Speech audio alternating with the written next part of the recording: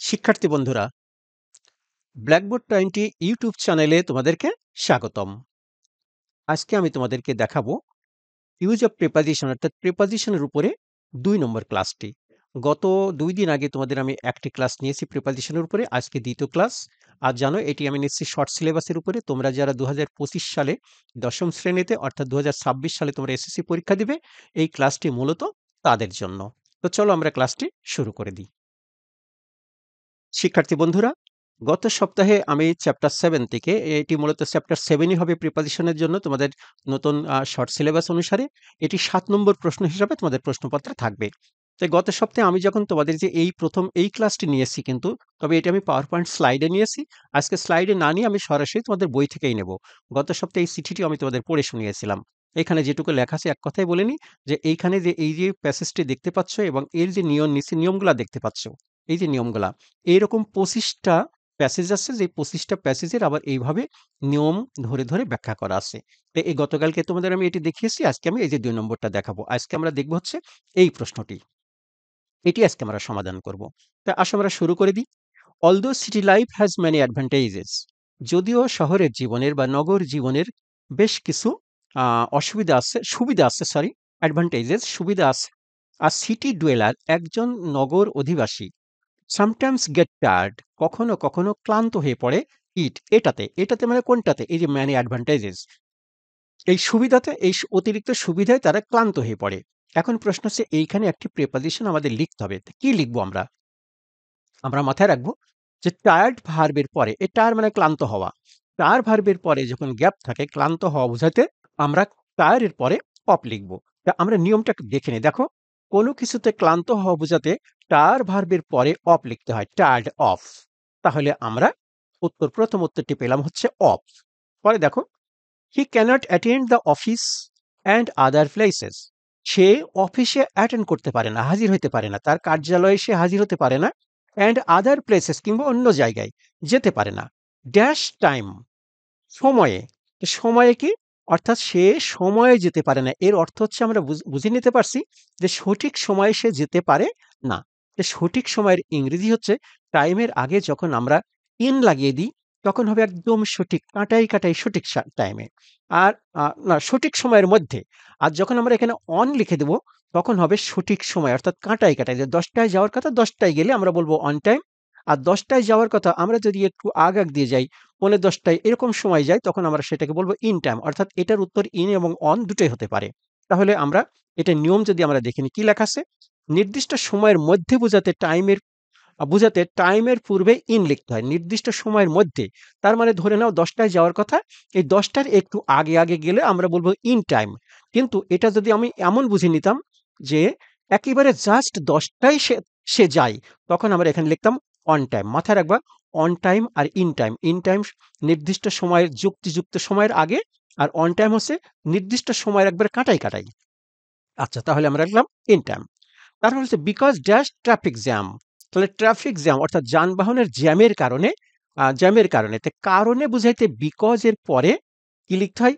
আমি না বলে তোমাদের নিয়মটা দেখিয়ে দিয়ে তারপর বলবো। দেখো, খেয়াল করো, কোনো কিছুর কারণে বুঝাতে বিকজ এর পর অফ লিখতে হয়, বিকজ অফ। তাহলে আমি এখানে লিখে দেবো একটি অফ। তাহলে আমরা লিখলাম, ধরে নিলাম আমরা এখানে অফ লিখলাম। তারপরে আসো, the air in the city is polluted, the air in the city শহরের বাতাস ইজ পলিউটেড দূষিত হয়ে যায়। ড্যাশ স্মোক অ্যান্ড ডাস্ট, বলছে ধোঁয়া এবং ধুলা, ধোঁয়া এবং ধুলার দ্বারা নগরের বাতাস দূষিত হয়ে যায়। যে কোনো কিছুর দ্বারা বুঝাইতে, অর্থাৎ দূষিত হওয়া বুঝাইতে পলিউটেডের সাথে আমরা উইথ লিখবো। আমরা নিয়মটা যদি দেখে নিই, কোনো কিছুতে দূষিত বুঝাতে পলিউটেড এর পর উইথ লিখতে হয়, পলিউটেড উইথ। তাহলে এখানে আমরা লিখবো উইথ।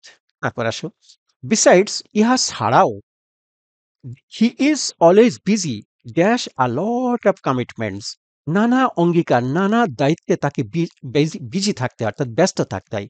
তো ব্যস্ত থাকা বুঝাইতে আমরা বিজির পরে অ্যাট লিখতে পারি, আমরা উইথও লিখতে পারি। তা আমি হলে উইথ লিখতাম। তো খেয়াল করো, আমরা নিয়মটা দেখিনি। নিয়মে কি বলছে? কোনো কিছুতে ব্যস্ত বুঝাইতে বিজি এর পর অ্যাট অথবা উইথ লিখতে হয়, বিজি উইথ, বিজি অ্যাট। তাহলে আমরা এখানে লিখবো হচ্ছে উইথ অথবা অ্যাট। তো বন্ধুরা, এই ছিল আজকের 2 নম্বর প্রশ্নটি। তো তোমরা বুঝতে পারছো যে এই প্রশ্ন আমি যত ক্লাস আমার প্রায় ১৫০-র কাছাকাছি আমি ক্লাস নিয়েছি তোমাদের জন্য। সমস্ত ক্লাস নিয়ে আমার নিজের তৈরি করা বই থেকে। এগুলো মূলত আমার হ্যান্ড নোট, আমার হাতে তৈরি করা নোট, যেগুলো কম্পিউটার কম্পোজ করে আবার তোমাদের কাছে দিয়েছি। অর্থাৎ এগুলো তোমরা আমার কাছে অনলাইনে সরবরাহ করতে পারবে। তো চলো আমরা একটু দেখে নিই যে এই বইগুলো তোমরা আমার বইগুলোও দেখে নিই এবং বইগুলো কিভাবে পেতে পারো সেটাও দেখে নিই খুব সংক্ষেপে। শিক্ষার্থী বন্ধুরা, এতক্ষণ আমি তোমাদের যে ক্লাসটি দেখালাম সেটি হচ্ছে এই বই থেকে, students handbook 10, English second paper, সংক্ষিপ্ত সিলেবাস, এসএসসি পরীক্ষা 2026। অর্থাৎ 2025 সালে তোমরা যারা দশম শ্রেণীতে, যারা 2026 সালে এসএসসি পরীক্ষা দিবে, এই বইটি শুধুমাত্র তাদের জন্য। তো দেখো এই বইতে মোট 9টি প্রশ্ন আছে, তোমরা জানো তোমাদের জন্য শর্ট সিলেবাস। তোমাদের 3টে প্রশ্ন বাদ দিয়ে একটি প্রশ্ন নতুন সংযোজন করা হয়েছে, সেটি হচ্ছে ইউজ অফ প্রিপোজিশন। যে দুটি প্রশ্ন বাদ দেওয়া হয়েছে সে দুটি প্রশ্ন এখানে নেই। ইউজ অফ প্রিপোজিশন এটি হচ্ছে তোমাদের 7 নম্বর প্রশ্ন, এটি 7 নম্বর কোশ্চেন হিসাবেই থাকবে। তা আমার এই বইটি ইতিমধ্যে যারা সংগ্রহ করেছে তারা নিশ্চয়ই আমার এই কিউআর কোড দুটা দেখেছো। এই কিউআর কোড যদি তুমি তোমার স্মার্ট মোবাইলে যদি স্ক্যানার ডাউনলোড করা থাকে, তোমরা সহজেই এটা কিউআর স্ক্যানার ডাউনলোড করে নিতে পারবে। এখানে যদি তোমরা স্ক্যান করো, সরাসরি আমার ইউটিউব চ্যানেলে ঢুকে যেতে পারবে এবং আমার শত শত ক্লাস তোমরা ওখানে দেখতে পাবে। আর এটি হচ্ছে আমার ফেসবুক পেজ, ব্ল্যাকবোর্ড 20 নামে পেজ। তোমরা যদি এই কিউআর কোডটি স্ক্যান করো, তাহলে সরাসরি আমার আম ফেসবুক পেজে ঢুকে যেতে পারবে। সেখানে গিয়েও আমার অনেক ক্লাস তোমরা দেখতে পাবে। তো এই বইটি তোমরা যদি কেউ পেতে চাও, তাহলে এই বইটি আমি পাঠিয়ে থাকি সুন্দরবন কুরিয়ার সার্ভিস এবং কন্টিনেন্টাল কুরিয়ার সার্ভিস। তবে আমি এইটাকে বেশি পছন্দ করি, কারণ এইটা আমার কাছে অ্যাভেলেবল মনে হয়। আর এই বইটির বিক্রয় মূল্য হচ্ছে ৳290 প্লাস সুন্দরবন কুরিয়ার চার্জ। আর এই বইটি পেতে হলে যোগাযোগ করতে হবে আমার মোবাইল অথবা হোয়াটসঅ্যাপ নাম্বারে। নম্বরটি হচ্ছে 01740717656, এই নাম্বারে। এছাড়া আমার দ্বিতীয় বইটি হচ্ছে স্টুডেন্টস হ্যান্ডবুক। এটি এই বছর 2025 সালের শিক্ষার্থীদের জন্য লেখা। এই জানুয়ারিতে এটা প্রকাশ করেছি। তো এই বইটি হচ্ছে ক্লাস 6 এবং 7 এর জন্য। 2 ক্লাসের জন্য একটি বই। কেমন করে হলো তোমরা জানো, 6 এবং 7 এ 100% সেম সিলেবাস। একই সিলেবাসে 6 এবং 7 পড়ানো হয়। তবে আমি এই একই বইয়ের মধ্যে 6 এবং 7 এর মডেল কোয়েশ্চেন আলাদা, আলাদা করে দিয়েছি। এই বইটি তোমরা যদি পেতে চাও, একইভাবে তোমরা পেতে পারবে সুন্দরবন কুরিয়ারের মাধ্যমে। বইটির বিক্রয় মূল্য ৳295 এবং প্লাস সুন্দরবন কুরিয়ার চার্জ। এই বইটি পেতে হলে সেই একই নাম্বারে আমার সাথে যোগাযোগ করতে হবে। তারপরে আসো, তৃতীয় বইটি হচ্ছে students handbook 4 for class 9, 10 and SSC examinees. এই বইটি 2025 সালে, এই বছর যারা 9 এ এবং 27 সালে যারা এসএসসি পরীক্ষা দেবে, এই বইটি তাদের জন্য। খেয়াল করো, এটি পূর্ণাঙ্গ সিলেবাসে পরীক্ষা হবে। এখানে 11টি গ্রামারই আছে। তোমাদের গ্রামারে কোনো মাপ নাই। তোমরা 11টি গ্রামারেই পরীক্ষা দেবে। এখানেও তোমরা কিউআর কোড আছে, এই কিউআর কোডের মধ্যে আমার নিজস্ব কিছু তথ্য দেওয়া আছে।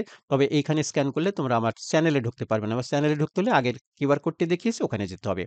তো এই বইটির এক্সচেঞ্জ মূল্য, বিক্রয় মূল্য হচ্ছে ৳340 প্লাস সুন্দরবন কুরিয়ার চার্জ। যোগাযোগ নাম্বার আমার একটিই। শেষ বইটি হচ্ছে স্টুডেন্টস হ্যান্ডবুক। আমার সকল বইয়ের কালার, এটি কিন্তু আমার ব্র্যান্ড চয়েস, ব্র্যান্ড কালার। এই কালারে আমি আমার সমস্ত বই প্রিন্ট করে থাকি। কভার পেজটা আমি চেঞ্জ করি না, শুধু তথ্য চেঞ্জ করি।